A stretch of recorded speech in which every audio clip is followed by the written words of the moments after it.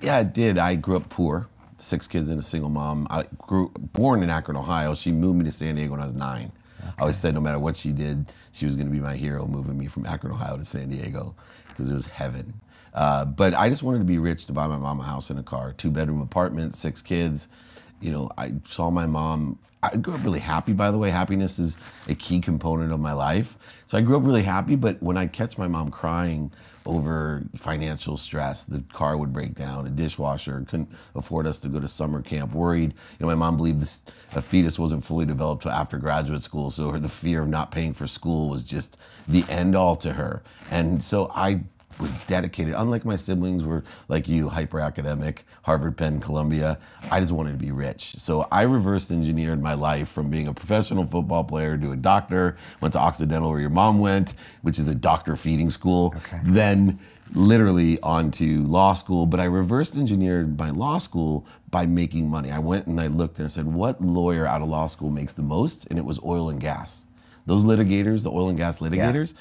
So it's like the 90s, right? Yeah. Or late 80s, 90s. Late 80s, early 90s. And I went to the top maritime law school, Tulane. And when I graduated, though, I got offered 2 jobs.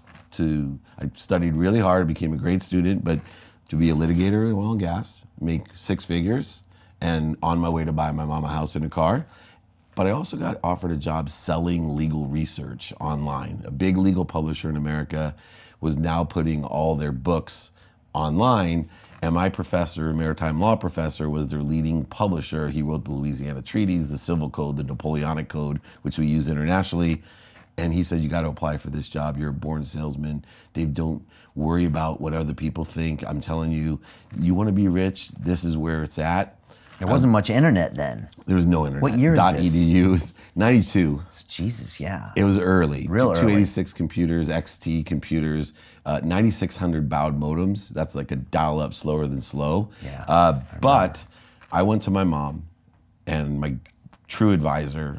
I say my mom, I almost choke up when I'm in public because she's done so much for me. She's still here. Still here in San Diego. San Diego, okay, yeah. Nice. And I asked her, what should I do? And without blinking, she said, you need to be a real lawyer. You know, this internet thing, it's a fad.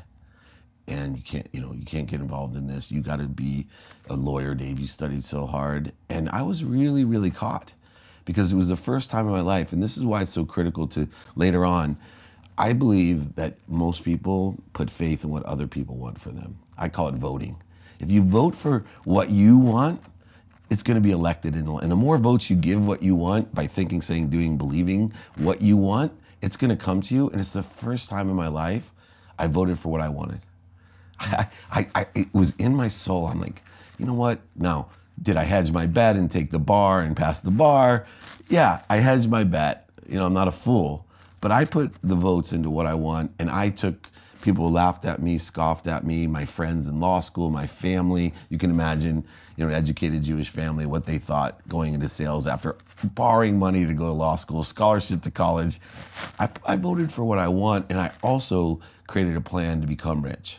I was at a comp plan of $250,000 a year to sell legal research, and I looked at my life and I said, I'm going to work productively twice as many hours.